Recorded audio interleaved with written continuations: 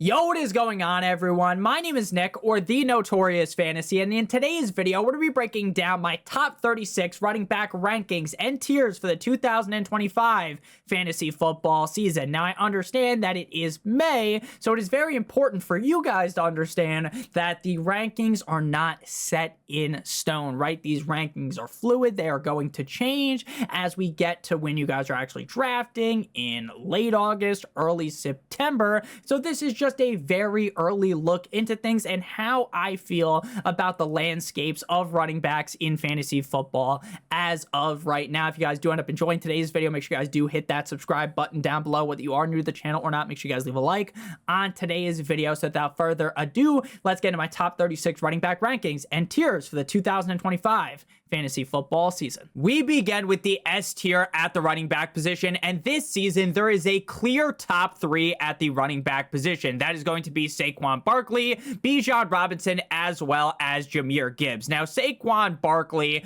was an absolute league winner last season. If you had Saquon Barkley, this was a guy that put the team on his back like his name was Greg Jennings, right? Saquon Barkley was the running back 2 in PPR. He was the running back 1 in PPR points per game, one of the best offensive lines in the NFL, one of the best offenses in the NFL, and Saquon Barkley has always been one of the best running backs in the NFL. He had the most amount of carries, the most amount of rushing yards. Sure, the targets aren't really there, right? He's not like prime Austin Eckler back on the LA Chargers, right? He's not catching balls left and right like his name was Bonnie Blue, but he had 26th in terms of targets with 43, 31st in receptions, 26th in receiving yards, but he had the 6th most total touchdowns with 15 total touchdowns in terms of efficiency. The guy's uber efficient, 4th in true yards per carry, 4th in yards per touch, 3rd in explosive play rating, and 5th in dominator rating. If you expect the Philadelphia Eagles to be a great offense again, if you expect them to be able to run the ball incredibly efficiency like anyone with half of a brain will know that is going to happen in 2025, it is very clear that Saquon Barkley belongs inside the top 3.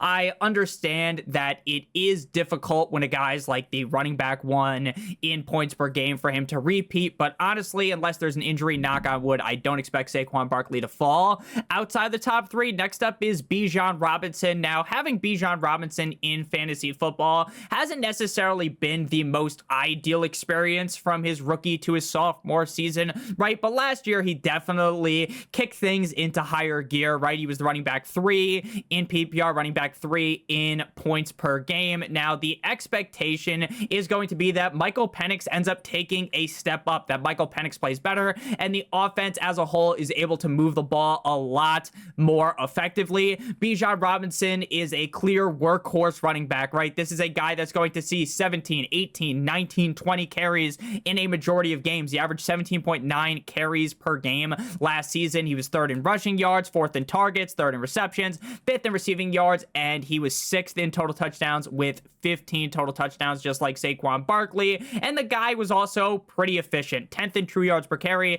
1st in yards created, and doing this while having a negative game script, right? Only ranking 17th in terms of game script and 4th in terms of dominator rating. And I don't magically expect the Atlanta Falcons to be this hoss of an offense, right? To be like the Philadelphia Eagles, to be like the prime Kansas City Chiefs, right? To be this offense that is unstoppable. But I do believe if the offense does take that step up, that helps Bijan Robinson out a ton. We know everyone was given the Gawk Gawk 9000 special to Bijan Robinson coming into the NFL, and that was for the right reasons. Bijan Robinson is incredibly talented, and I think this year he has yet another top 3 season. Next up, we got Jahmyr Gibbs. Now, I think Jahmyr Gibbs is, for me, kind of teetering on being in the S tier and potentially falling into the A tier. Now, why is that? It has nothing to do with Jahmyr Gibbs, because we saw without David Montgomery, Jahmyr Gibbs was putting belt to ass, right? Jahmyr Gibbs was putting up these historic, insane in the membrane numbers. But the thing is, when David Montgomery gets inserted back into this offense, you know that Jahmyr Gibbs isn't really going to be a guy that sees a crazy amount of carries, a workhorse level of carries, right? You're not going to see him seeing that much of a workload. But does he really need that to be this crazy running back? Of course not. But, and this is a big but, shout out to Mia Malkova, I don't believe that with David Montgomery in the offense that Jahmyr Gibbs is this clear top 3 running back. So I'm kind of teetering left and right because, for one, you would think based on what we saw last season, David Montgomery should be a whole lot less involved based on how Jahmyr Gibbs did when he was healthy without David Montgomery, right? But the thing is, this is also a team that has Super Bowl expectations, Super Bowl aspirations. So I don't think they're necessarily going to just hand the keys over to Jahmyr Gibbs, which could lead to maybe him falling outside the top 3. But based on talent alone, based upon being in such an elite offense, based on being so efficient, 4th in fantasy points per opportunity, 3rd in true yards per carry, 3rd in yards per touch, 2nd in explosive rating, and 8th in yards created per touch, I think it would be crazy to rank him lower than this. But again, while maybe he might fall into the A tier, he's still going to be my running back number 3.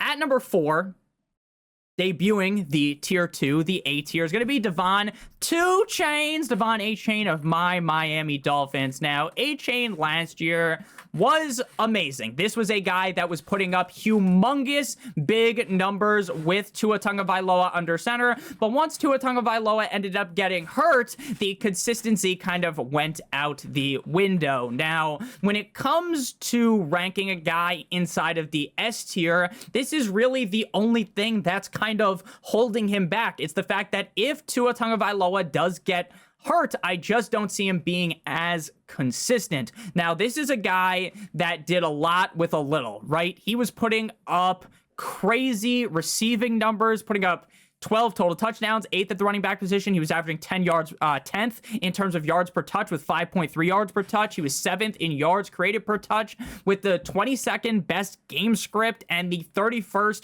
run blocking rating. Now, as a Dolphins fan, I understand that they don't just magically now have the best offensive line in the NFL, but I do believe the offensive line is going to get better, and I do believe that Devon A-Chan is one of the better running backs in the NFL for fantasy football because of how explosive he is, because of how many passes he can catch, and because of how heavily integrated he is in this offense. So I expect the Dolphins offense to be better this season than last year. Last year was just really out of order. It did not go well, and I expect a bounce back season for the Dolphins offense. And if Tua can stay healthy, there is nothing stopping Devon A-Chan from being the running back 1 in fantasy football. Next up, we got Christian McCaffrey. Now, Christian McCaffrey is going to be incredibly polarizing in 2025 fantasy football. Why is that? Because if you drafted him last year, it felt like you took a Mandingo-sized wee-wee up the wazoo, right? Because Christian McCaffrey ended up getting hurt, right? He only played in 4 games. He missed 8 games with the Achilles, 6 with a sprained PCL. He was the running back 69 last year. Very nice. I like my name is Borat.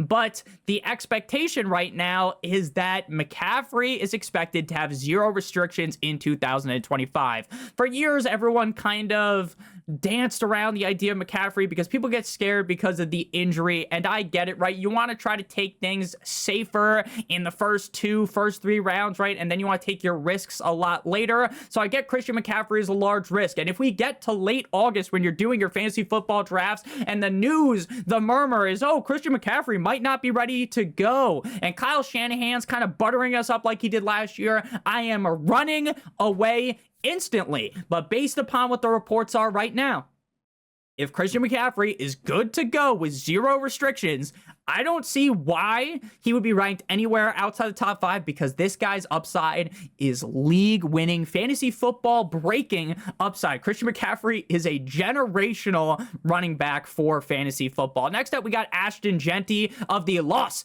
Vegas Raiders. Now, when it comes to Ashton Jeanty, he enters into a Pete Carroll team. Now, is the Raiders the best landing spot? Fuck no, baby. But when it comes to his draft capital, obviously being the 6th pick in the 2025 NFL draft, any highlight you put on of Boise State last year basically included everything to do with Ashton Jeanty. This guy was a beast.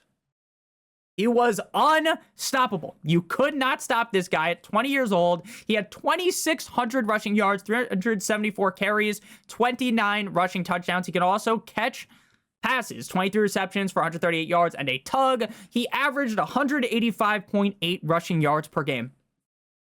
And this isn't just some fugazi, wazi, woozy, one-year wonder. No, 2023, 12 games, 220 carries, 1,300 yards, 14 touchdowns, 43 receptions, 569 yards, and 5 touchdowns. It might take him some time to get acclimated into the NFL, but ultimately, this guy belongs in the first or second round of fantasy football drafts, and he belongs this high in fantasy football rankings. Next up, we got Josh Jacobs of the Green Bay Packers to close out the A tier. Now, he was the running back 6 last season in PPR, 8 in PPR points per game. Now, I was someone that was banging the drum aggressively for Josh Jacobs. Now, some people might say, Nick, Marshawn Lloyd got injured super early in last season, so that kind of had an effect on things, and I get it. Maybe it did, maybe it didn't, but this guy's a workhorse running back. He got paid to be a workhorse running back. He's on a Green Bay Packers offense that I believe can be better than what we saw last season and be more consistent. He was 12th in explosive rating, 15th in yards created per touch, 9th in dominator rating. He put up 1,300 rushing yards.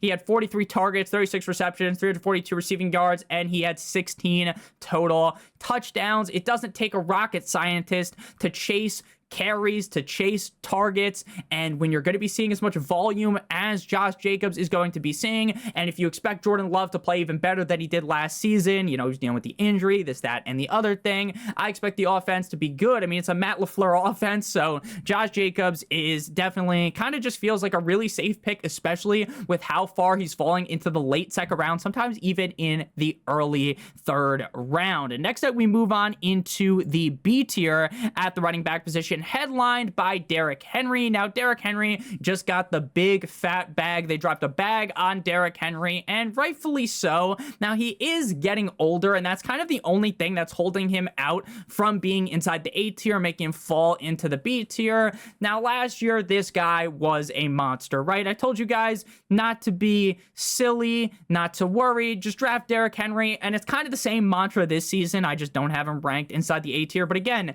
the S tier, to me, those are the clear top 3 guys.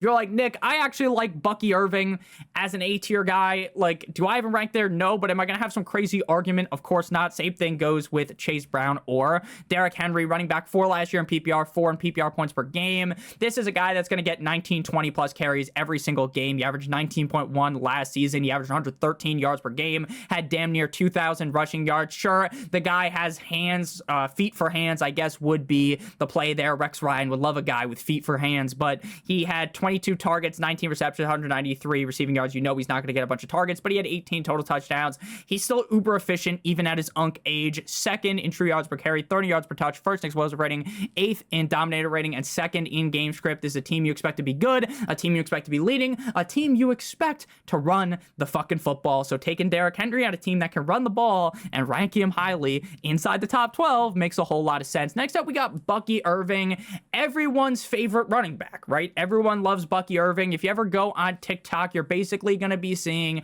people just slob on the knob like corn on the cob of Bucky Irving. Everyone and their mother loves Bucky Irving. And this is a guy that put up huge numbers with Rachaad White being relatively involved in the offense, right? He technically only had 3 games started last year, even though we know that he did take a lot of the snaps more towards the end of the year. He was running back 19 in PPR points per game. But again, that's with him kind of being eased in, just the tip to this offense. He was great, right? This is a guy that when you watch him play, you're like, God damn, this is a guy that I could see being dominant for the next 5, 6, 7 seasons, right?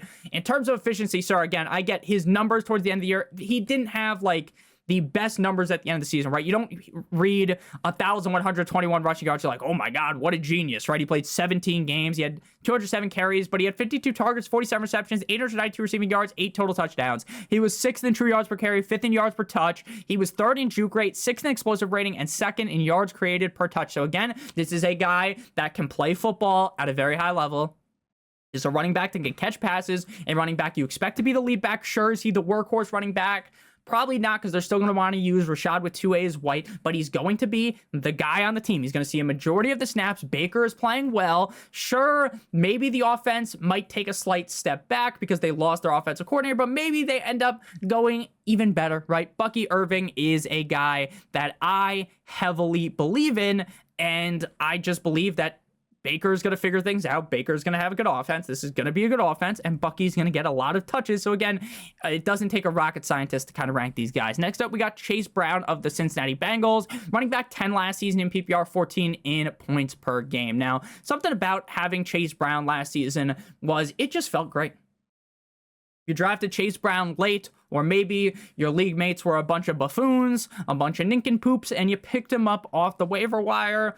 You just felt nice and cozy of him being your running back 2 or even your running back 1, but he was probably your running back 2 because you drafted another running back that was your running back 1. He was not the most efficient running back, but something that I always talk about year after year is, sure, is it great if your running back is super efficient like Bucky, like Derrick Henry, right? Of course, that is great. Shout out to Tony the Tiger. But sometimes the volume makes up for the efficiency, right? If you're a guy like Chase Brown with zero competition around him, obviously, you know, Jamar Chase is competition, T. Higgins is competition, Mike Likia is competition, right? Of course.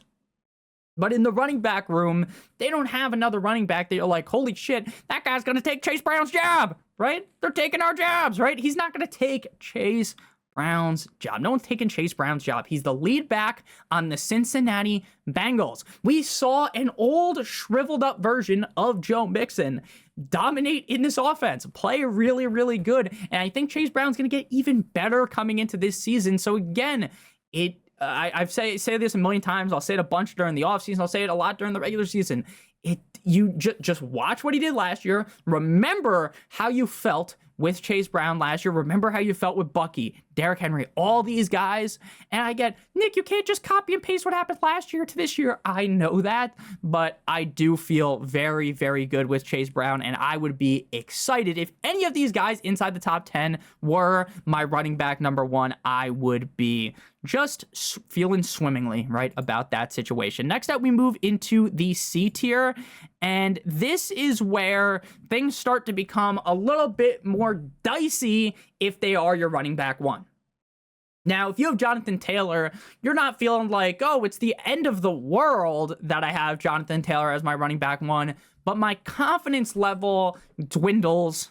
Definitely. It just has to, right? Because Jonathan Taylor, I know if you look at the season finish and you remember how good he was in the playoffs, right? You were happy with Jonathan Taylor, but in the scheme of things,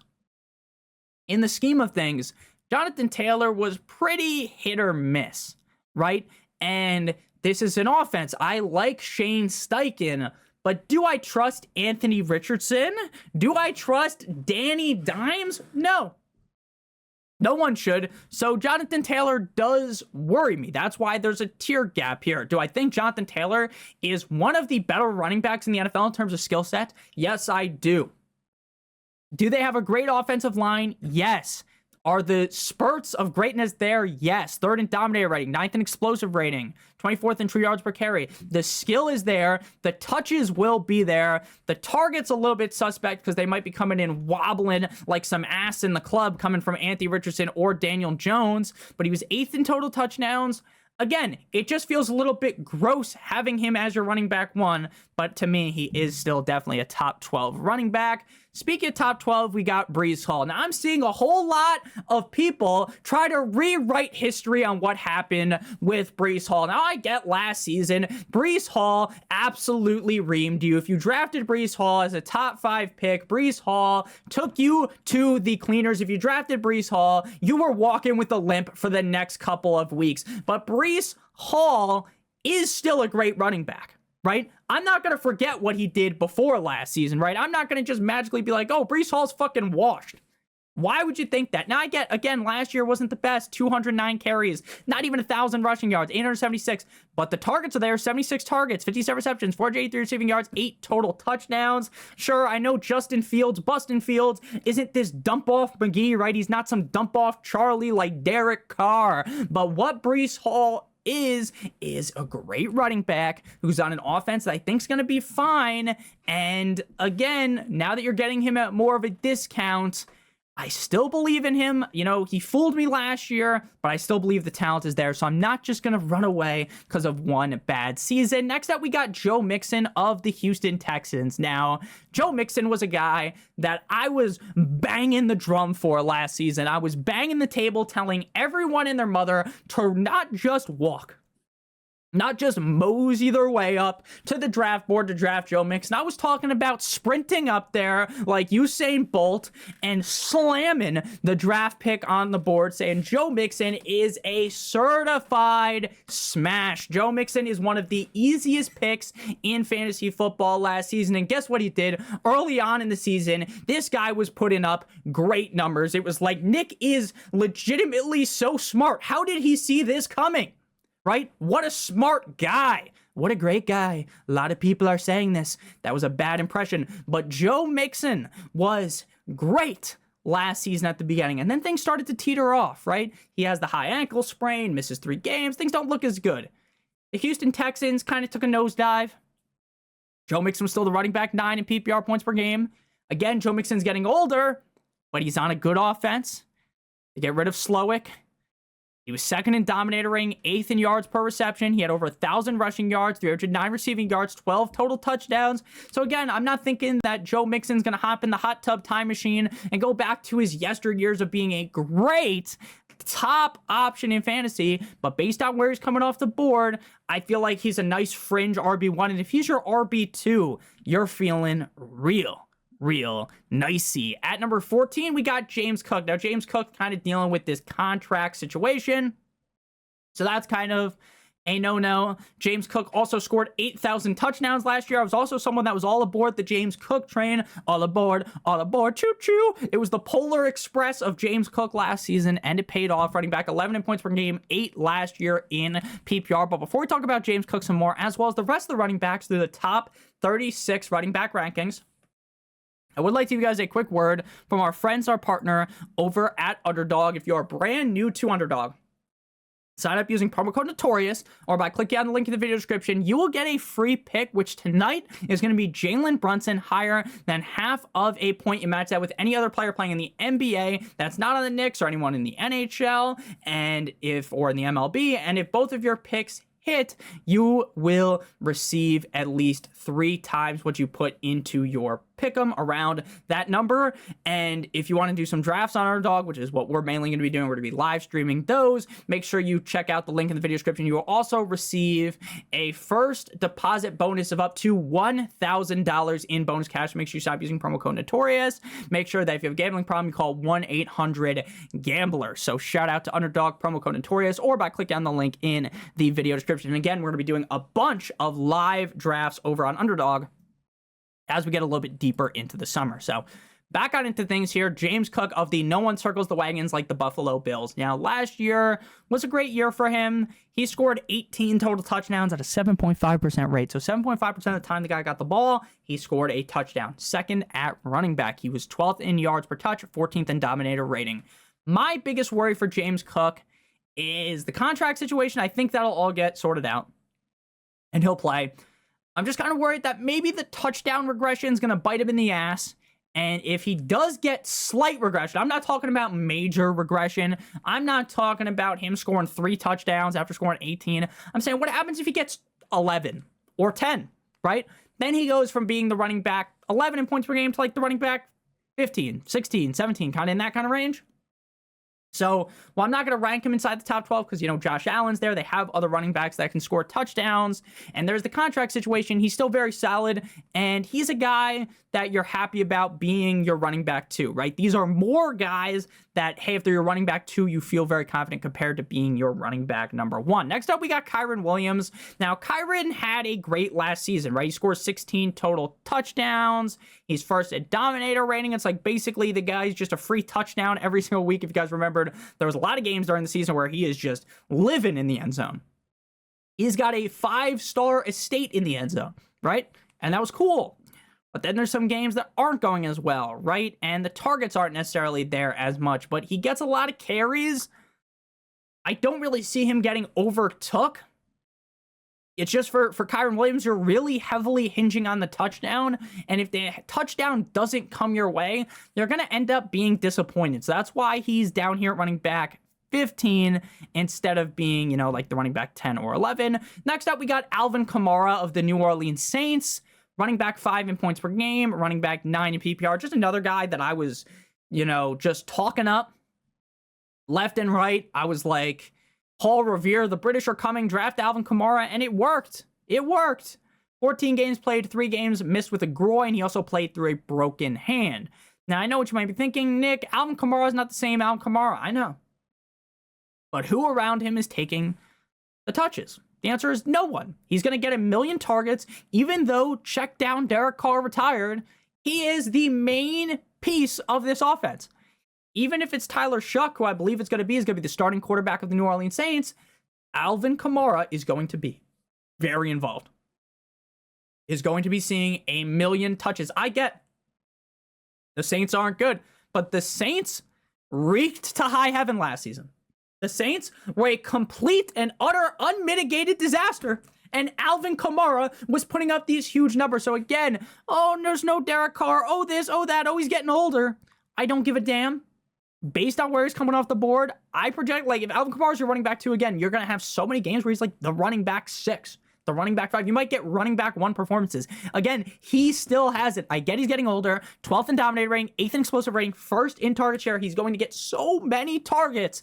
Don't overthink things when it comes to Alvin Kamara. Next up, we move to the 5th tier here, which is the D tier, headlined by Chuba Hubbard. Also in this tier is Omarion, Chris Breeze, Hampton, and James Conner. Death taxes, top 20 running back James Conner.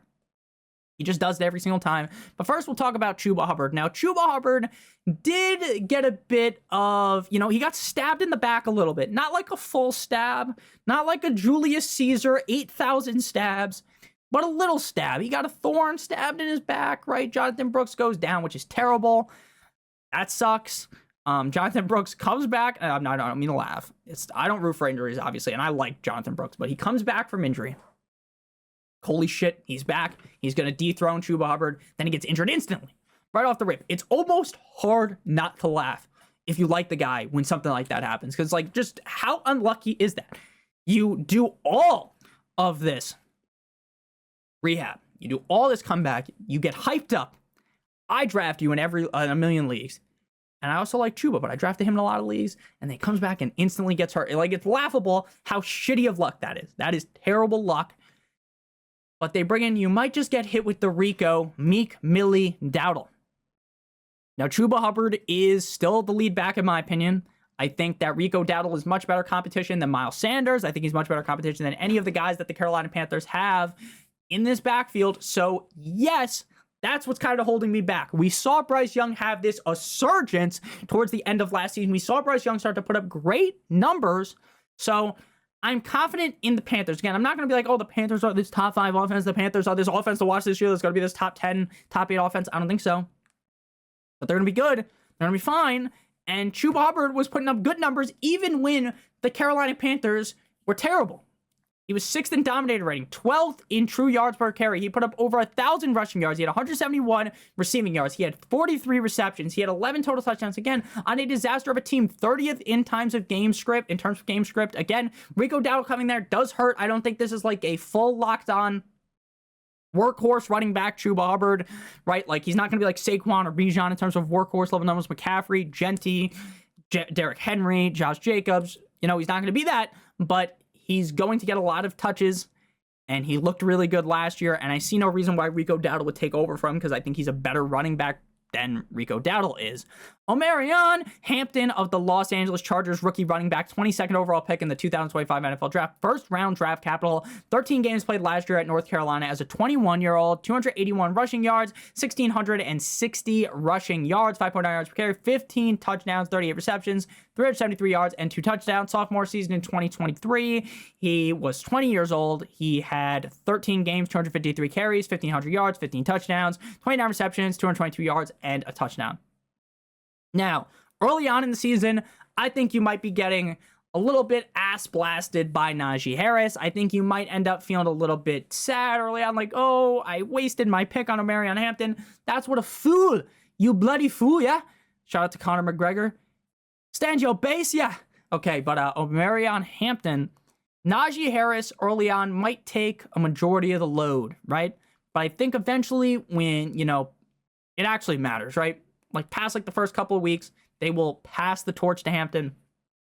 It's not like Hampton in suites has been, it is like, oh, he's like a 5th round pick, right? Where it's like, oh, you kind of hate Najee. I think like everyone hates Najee, right? Everyone's sick and tired of Najee Harris. So they talk themselves into Hampton, if he's like the 6th round pick.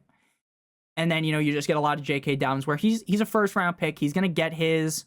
I feel very confident that he's a very talented running back. I feel confident in the LA Chargers offense. We saw what J.K. Dobbins was able to do, and J.K. Dobbins isn't Omarion Hampton, so I feel very confident that after a couple of weeks, Hampton will take over. Sure, maybe you have to let Hampton chill on the bench, right? Again, it's May as I'm making this, right? In August, we'll have a lot more information. He could be the starting running back by the time we talk about this in August. Next up is James Conner of the Arizona Cardinals, running back 11 in PPR, 15 in PPR points per game. Now, again, last year, I kind of tried to be like, you know what? Let me pull a little Bill Belichick. And no, I don't mean bang some girl that is like 5,000 years younger than me. I'm talking about getting out a little bit early. And what I mean by that is back in the day, you remember how like Bill Belichick would he would be like, you know what, let me get out a year early on this guy before being a year late, right? He'd like get rid of these guys that, you're like, why the fuck did he get rid of them? And then it ends up paying off, right? I'm like, you know what? Let me get out on James Conner. Freddie Benson is going to be the backup running back. He's going to take over, right? That'll happen, right? Right? Or, maybe he gets a reduction in workload. Let's not be all over James Conner. He's getting old. And then I was wrong. I was blatantly wrong. You couldn't be more wrong because James Conner was the workhorse back on the team. Now, as the Arizona Cardinals, I think they're better than what we saw last season. Are they an amazing offense? No. But when James Conner is healthy, now I know that's a big win. It's a big if, right? Because James Conner is this notoriously injured guy. But he played 16 games last year. Even if he missed a couple games, I think he's worthy of being a top 20 back. Again, a nice running back two that you have. Like James Conner, he just always puts up numbers. We could talk about Benson, this, that, and the other thing. Oh, someone else is going to take over, but it's probably just not going to happen. This is a guy that scored 9 total touchdowns. He is still a great pass catcher. He put up over 1,000 rushing yards. He was 6th in receiving yards, 10th in receptions, 11th in targets. He had 9 total touchdowns. He's 11th in yards per touch, 1st in juke rating, 5th in explosive rating, 6th in yards created per touch. Again, is he, James Conner from the Pittsburgh Steelers? No. Is he even James Conner from a couple years ago? No. But he's good. And he's consistent, right? Unless he gets hurt, knock on wood, I think James Conner is just going to be fine yet again, and people overthinking him are just going to feel stupid for what feels like the millionth year in a row. Like, for years, I was on the James Conner bandwagon and talking him up, and even when people were fading him, I was like, no. I talked him up when he was on the Steelers. Talked him up the year before last year. But last year, I was just a little bit stupid, but I'm not going to overthink it again. Now we got the 6th tier, the E tier, and this is where things start to get a little bit big, like you're talking about a bra size, right? When you get into the E, it's fucking huge, right? So we got Tony Pollard here of the Tennessee Titans. Now, Tony Pollard, to me, is he much better than Tajay Spears? In my opinion, not really. But in what appears to be the opinion of the coaches, he is, because he is seeing so many more touches than the other running backs on the team. I don't really think there's much competition there for him to take away his workload. I think Cam Ward's going to make this offense better than what Will Levis did last year. He was 12th in target share last year, 15th in explosive rating. Sure, he only scored 5 touchdowns, but he had the 8th most carries. He had over 1,000 rushing yards. He was 12th at running back. He can catch the ball, 9th in targets, 17th in receptions, 31st in receiving yards. Again, is this going to magically transform Optimus Prime into one of the best offenses? No. But with Cam Ward under center, it's going to get better. And Tony Pollard, like, this is kind of the range where it's like, again, the S tier, those are the guys, right? Those are the guys you love. The A tier, just a little bit of a drop down. The B tier, just a little bit of a drop down. And then it's like, okay, now the C tier, it's like, I would prefer these guys to be running back 2, but if they are my running back 1, it's not the worst, right? And then you get into the D tier, where it's like, okay, these guys are clear running back 2s. And then the E tier, to me, is like, these are guys that could be RB2s. They have a decent amount of upside, but there's also a decent amount of risk with them. they're fine low-end running back twos. Again, if you're starting every single week, if your RB1 is Pollard and your RB2 is, say, Kenneth Walker, I'm not necessarily feeling really good. Of course, if you're in a league where it's like you're starting 4 or 5 wide receivers and your other wide receivers are great, they're carrying your team, sure. But, obviously, I don't think anyone's like screaming to the mountaintops, Ricola. I don't think anyone's like, oh my gosh, I drafted Tony Pollard, yippee, right? Holy shit, right? Like, if he's your running back 3, you're like, great. As your running back 2, it's a little bit more dicey. So running back 21 last year, 22 in PPR points per game. Again, the skill is there. You're expecting the team to be a little bit better. He should be able to finish as like a low-end running back 2. Next up, we got RJ Harvey. Now, I like RJ Harvey a lot. He was the 60th NFL pick this year in the draft, meaning he has second-round draft capital. Played at UCF last season, 12 games played. As a 23-year-old, a little bit older. 232 carries, 1,500 yards, 6.8 yards per carry, 22 touchdowns, 20 receptions, 267 yards, and 3 touchdowns. And in 2023, he put up solid numbers as well. 1,400 yards in 13 games. He had 16 touchdowns, 19 receptions, 238 yards, and a touchdown. The Denver Broncos get rid of Javonte Williams, so it seems like they're kind of clearing the way for RJ Harvey to be the guy. My worry, though, is that this is an RBBC of death, a running back by committee of death. And what I mean by that is every week, it's kind of like, oh, we found the guy, right? Oh, it's going to be this guy. And then, you buy in, you start him, and it's not him, and it's some other guy. And then that other guy puts up, you're like, okay, I'm going to just, back up. Hey, I don't want anything to do with the Broncos. 2-3 weeks go by. Oh my gosh, look at that. RJ Harvey's having these great games. You put him in your lineup, and he shits the bed. Now, the Denver Broncos took a huge leap up in 2025. Or in 2024, I should say, right? Last season. They get rid of Mr. Unlimited. And they bring in Bo Nix. Bo Nix has a great season. And the offense looks good. Sean Payton's kind of a guy that's known for having a great fantasy running back. So I like RJ Harvey. But there's just something looming in the back of my mind that's like, this guy might get hit with the running back by committee submission of death. And it might be a while until you can truly actually use him. Next up's Kenneth Walker. Now, Kenneth Walker, industry-wide, is going to be ranked a lot higher than this. A lot of people seem to be okay with just getting fucked, metaphorically, by Kenneth Walker. Every year, it's kind of the same thing, right? There's a lot of Kenneth Walker slappies, a lot of Kenneth Walker enjoyers that love the guy. Sure, he's running back 12 in PPR points per game, but he played 11 games last year. He kind of can't dance around the injury bug, the jitter bug. 2 games played, 2 games missed with an oblique, 2 missed with a calf, 2 missed with an ankle sprain. I genuinely believe Zach Charbonnet is better than him. But the team doesn't believe that, so he's going to get the carries. He's going to be the guy. But eventually, if he starts to slip, he could fall from grace. He could fall from being the guy. And that is where the concern lies for me with Kenneth Walker. I think if he stays healthy, he could be fine. But again, I'm not sold on Kenneth Walker. I am far from sold. And if Zach Charbonnet starts to kind of impress, you start reading more murmurs on Zach Charbonnet in the offseason, I'm fine dropping Kenneth Walker much further down this. Again, this is why we don't just lock these rankings in cement. Oh, it's May 16th. These are the guys. Because that's just not the case. Next up, we got Aaron Jones. Now, Aaron Jones, old man Aaron Jones, you know what he is, right? You kind of just know. Aaron Jones, death taxes, top 24 running back. Are you ecstatic you started him? No. But he's fine. He does the hard work for you. If you have to play him, he gets you the points.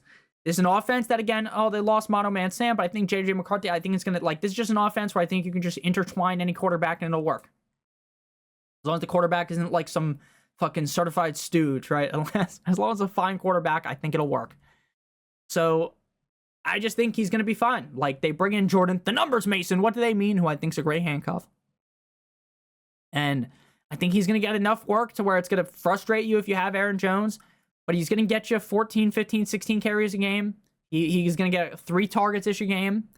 And while the touchdowns have kind of been a mystery, shout out to Scooby-Doo, his whole career, if he gets 10 touchdowns, he's going to be the running back 20 again, right? The running back 12 through 24, I would say probably 14, 15 through 24.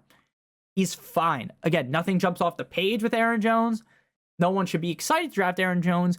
He's a little bit older, but he's still got it, right? He's still fine. He is still fine. I don't think Jordan Mason's going to take his job unless there's an injury. Next up, we got Caleb Johnson of the Pittsburgh Steelers. Now, I'm starting to get a little bit more hype on Caleb Williams. Now, he does have third-round draft capital, so he's not like RJ Harvey went the second. He's not like Ashton Genty went the first, but he got third-round draft capital. And the other running back on the team is Jaylen Warren, who, while for years, us fantasy guys, a lot of people, you may believe this in the audience, that, hey, Jaylen Warren's actually better than Najee Harris. A lot of us have had that thought. A lot of us have watched the games and thought that, and it just seems like the team just didn't think that, right? Like Mike Tomlin, it just never, clicked through his mind, like, hey, maybe you should give the ball more to Jaylen Warren over Najee Harris, who looks like he's running through quicksand. But here we are. Najee Harris is gone. The bad man's gone. And now we got Caleb Johnson as what I believe will be the RB1 based upon how Mike Tomlin is talking. The Steelers are kind of an offense that right now is a little bit confusing because, you think they're going to have Rodgers, but that's not a guarantee. Caleb Johnson was good last year in college at Iowa. I mean, Iowa's not like this staple, amazing program, right? They really their offense just sucks dick normally. Let's call a spade a spade. 21 years old, 12 games played, 240 rushes, 1,500 yards, 21 touchdowns, 22 receptions for 188 yards, and 2 touchdowns. So again, you just kind of are going to expect the upside is there. He's a rookie, so he does have a lot of upside. But again, if Mike Tomlin, while I believe he should commit to him being the running back one, the workhorse, maybe now it's Najee's gone. Maybe now it's time to give Jaylen Warren more run. So again, he is a fine, you don't really feel great about him being your running back 2, but he's fine as a running back 3. And again, things are going to change because if we start really hearing the drumbeat for him, right? If we get to late August when you guys are drafting, things are going to change. Next up, we got Quinshon Judkins of the Cleveland Browns, 36th overall pick in the 2025 NFL Draft, second-round draft capital. He transferred to the Ohio State University in 2024 after being at Ole Miss in 2022 and 2023. 16 games played with Travion Henderson on the team. He had 194 rushes for 1,060 yards, 14 touchdowns, 22 receptions, 464 yards, and 2 touchdowns. His actual best season, in my humble opinion, was his rookie year, freshman year, 2022 at Ole Miss, 274 rushes for 1,500 yards, 16 total touchdowns, 16 rushing touchdowns, 15 receptions for 132 yards, and a touchdown. They get rid of 9-inch Nicholas Chubb. This backfield, to me, feels a little bit more murky when you compare it to, say, some of these other running back rooms. And what I mean by that is, when you talk about the Chargers, right? We kind of know what the landscape is for the backfield, right? I feel confident that we will end up seeing the lead running back be Dobbins, be Najee, and then it kind of shape shifts to becoming Omarion Hampton. Whereas for the Browns, I could see the starting running back being Judkins week 1. I could see it being Jerome Ford. I could see it being potentially there's kind of a decent amount of hype for Dylan Sampson too. So this might not really be Quinshon Judkins might be the best running back there, but he might not instantly get off the jump there as the guy. There's also a team with quarterback questions. There's also a team we don't really expect to be great. So that's kind of why he's ranked lower than the other rookie running backs. Next up, we got DeAndre Swift. Now, I have been a DeAndre Swift hater for years. But let's be honest, they didn't do anything in the draft to make you think DeAndre Swift, or even in the offseason, DeAndre Swift's going to lose his job as lead back. They have Roshan Johnson. They have Travis Homer Simpson. They have some other guys there, but no one that's going to steal DeAndre Swift's job unless Nick Chubb shows up there. Right? So Swift's a guy that could move up my rankings. Obviously, they bring in a head coach that's not a certified stooge like the guy they had beforehand, his name is so fucking he pissed me off so bad. I can't believe I forgot what his name is. The head coach, the dumb bastard for the Chicago Bears last season, an absolute idiot. They get rid of him. They bring in a new guy that I actually like. So I think that, and a guy that's worked with DeAndre Swift in the past, right? This isn't just DeAndre, he's never worked with DeAndre Swift. He has with the Lions. So I think Swift feels fine in this spot. I don't think Swift is really all that good, right? He was 59th in efficiency for true yards per carry. Gets a lot of routes ran. I think the offense will be better. But again, DeAndre Swift, you kind of just know what you're getting. You know the upside's there, but he's not going to be this uber efficient guy. He's not going to be this uber safe guy week in and week out. But if the offense is better, and he's clearly the best running back in the backfield, he's fine. David Montgomery's up next, and I've been a David Montgomery guy for years. Dating back to his days in Chicago, I was David Montgomery guy last year, even with Gibbs. And this year, I'm kind of starting to fold a little bit. Now, not like full-on folding, right? I don't have him completely buried, but let's call a spade here. David Montgomery is now in a situation where we just saw Jahmyr Gibbs rip off a million games in a row where he was putting defenses in the figure four. He was putting defenses in the walls of Jericho, the crucifix, right? He was going crazy. And while they're still going to utilize David Montgomery, like, I think the touchdown, like the guaranteed punch-in that you were getting from Montgomery over the last couple of years in Detroit, I just don't think is going to be there as much anymore. The targets are going to dip. The carries are going to dip. He's still on an elite offense with one of the best offensive lines in the NFL. He wasn't really efficient last year, but he is kind of a guy where it's like in a pinch, you can start him. And if Gibbs went down, knock on wood, if he went down like Junior Soprano in the muff, David Montgomery would be a guy you're talking about. It's like a top 5, top 8 locked and loaded running back. Final guy in the E tier is going to be TreVeyon Henderson, who we just mentioned because he played at Ohio State with Judkins. 38th overall pick, second round draft capital, early second round pick. 144 carries last year for 1,000 yards and 10 touchdowns. 27 receptions for 284 yards and a touchdown. This is a guy where I'm kind of teetering on dropping him into the F tier because, like, yeah, he's a second round pick, and yeah, I think he's better than Ramondre Stevenson, but they just paid Ramondre Stevenson a big bag, which we're going to discuss when we talk about Ramondre Stevenson later. 4-year, $36 million deal. And, like, a lot of people are really sucking at the teat of the Patriots. Like, they're going to take this huge leap up. Like, let's be a little bit more pessimistic, in my opinion, with that. I like Henderson. I think the talent's there, but I do question, like, how much work he's really going to see. And if maybe Ramondre, like, if Ramondre starts off as the one, right? If he starts off as the RB1, he may be able to fend off Henderson for a majority of the season.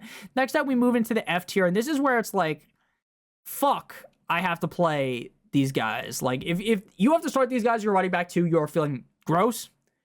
I love Isaiah Pacheco, but let's be honest, like, I get he started off last year strong, and then he gets hurt, and his production falls off a cliff. He had actually 2 15-plus point performances in PPR to start the season. He played 7 games, and I'm not going to read the stats off, like in super in depth. He had 83 carries for 310 yards. He had 16 targets, 12 receptions, 79 receiving yards, 1 total touchdown. He was 56 in the 3 yards per carry, 51st yards per touch. Now, you could just roll it up in a ball, Kobe, throw it out. So, you know what? He was hurt. But the fact that Kareem Hunt was getting more touches than him scares me. The fact that he wasn't really utilized in the playoff push into the Super Bowl scares me to death. I like Pacheco, but when when it comes to Isaiah Pacheco versus like other running backs, right? When you're talking about a guy that gets drafted in like the first or second round a couple years ago, right? The team kind of has a reason to keep believing in him, right? They kind of have a reason to stick with him. Even if it's broke, you're going to keep trying to fix it, right? That's what teams do. But when you're Isaiah Pacheco, who's a 7th round draft pick, your job security isn't very high. Again, he has 2 Super Bowl rings. He's put up numbers before, but they're not stuck to him like glue, right? They're not stuck to Isaiah Pacheco. And that's a big concern. Next up, we got B-Rob. And B-Rob's not one of these guys where it's like, if you have to play him, okay, but you just know what he's going to do. This is a team that is probably going to be really good again. Like, Jaden Stormy Daniels is elite. But, like, they have Eckler, they have Jeremy McNichols, they have Chris Rodriguez Jr. Like, they're not, like, Brian Robinson's not locked in to get, like, 18 carries a game. He'll probably get 11, 12, 13, 14 most games. He's fine. He's got the size. You know, he's like, built like a fucking wrecking ball. He can get into the end zone. He got shot, and he's still breathing. He's a beast for that. I'm always going to be a big fan of him. But he's just an okay running back on a good team. But the problem is, if you're an okay running back on a good team, you can be ranked really high because I believe that the team will elevate you. The team will take you bop, bop, bop to the top, right? But there's too many guys around him, and they bring in Debo, who's also going to get carries. I mean, to me, this just seems like a guy you just don't really want to have. And then next up, we got Tracy. Now, I want to rank Tracy so much higher. Now, I want to rank him higher because I was not all in, but I was real high on Tracy. And last year, and it worked, right? Again, was he like the super lead option weekly? No. But he put up solid numbers in a couple of games, right? He was a guy that, sure, were you super ecstatic to have played him because the offense that he was in? No. But he put up decent numbers, right? He was way better than where you drafted him, and if you picked him up, you were excited, right? He had games with, like, Week 16 up against Atlanta. He had 16.9 PPR points. He had 23 points against the Steelers, 19.3 points against the Saints, 14 points in a couple games, right? He's a decent running back, but the team held him back. Do I expect the team to take this next great leap, with Russell Wilson, Mr. Unlimited? No. With Jackson Dart? No. In 1 year? No. But if he's the lead back and Cam Scatterbo is more the scat man, I'm a scat man, right? If he's just working in more, then I think Tracy could still be fine if the offense increases again. This is not a great running back, but if he is the running back one, he's going to have that upside, especially if the offense looks better. And then the final tier here is the G tier, where it's just like how you're like, how I just kind of, and I said like a million times. If you have running back in this tier, it's really like, and you have to play them, you are literally praying to all the gods. You're praying to the fantasy gods. You're like, please do something for me. And I'm just going to name all these guys off. We're not going to talk about them super in depth. Najee, Travis Etienne, Jalen Warren, Ramondre Stevenson, and Javonte Williams. Najee, the reason why he's ranked this high is because I think for the first 3 or 4 games, he could easily be the starter. And if something happened to Omarion Hampton and you had to play him, he's going to get you like 12 points. Etienne, this is a backfield with a lot of debate. They've got Tank Bigsby, they've got Etienne, and they drafted Tootin. Rootin' Tootin, I think that Etienne's the best out of those guys, but not by a large margin. And he really sucked last year. Jalen Warren, I'm always going to believe in this guy. I think the skill is there. 9th in yards created per touch, 13th in yards per touch.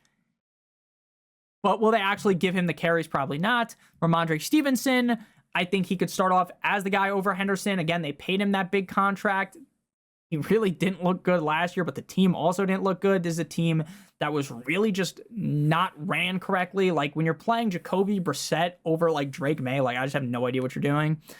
I like Stevenson's talent, but again, I feel like they drafted Henderson to be the guy eventually. And then Javonte Williams. I liked Javonte Williams a lot last year because, again, like Sean Payton breeds running backs that are good in fantasy. And I thought he'd be the clear lead back, right? They didn't really have a lot of competition, but he wasn't. And he really didn't look good. And he had 54th in true yards per carry, 37th yards per touch. And now he's joined with Miles Sanders, Jadon Blue. Like, on paper, is he the best? Yeah. Yeah. Shout out L.A. Knight. But will he be the best? Maybe, maybe not. Like, I don't think Javonte's that good. So I'm just going to I just don't really want to draft him. Like, again, in August, if they're like, okay, he's the clear guy, you know, Dak stays healthy, I think Javonte could punch in enough touchdowns to be fine, right? But are you really, like, wanting to draft Javonte Williams? You shouldn't be. Like, again, I remember when he got drafted. I remember the hype. I remember how much people love this guy. I remember everyone just getting down on their knees and slurping this guy up. And it just never worked. So let me know what you guys think about the rankings. This was way longer than I thought it was going to be, but we went in depth. We enjoyed our time. And I hope you enjoyed your time. If you did, make sure you guys hit that subscribe button. And let me know down below, do you agree with these rankings? You're like, Nick, you're a genius. You're, you know, fantasy football Picasso. Or you're like, Nick, this is wrong. Well, the good thing about it being in May is that things are going to change a lot again. And by June, maybe not a lot. By July, maybe not a lot.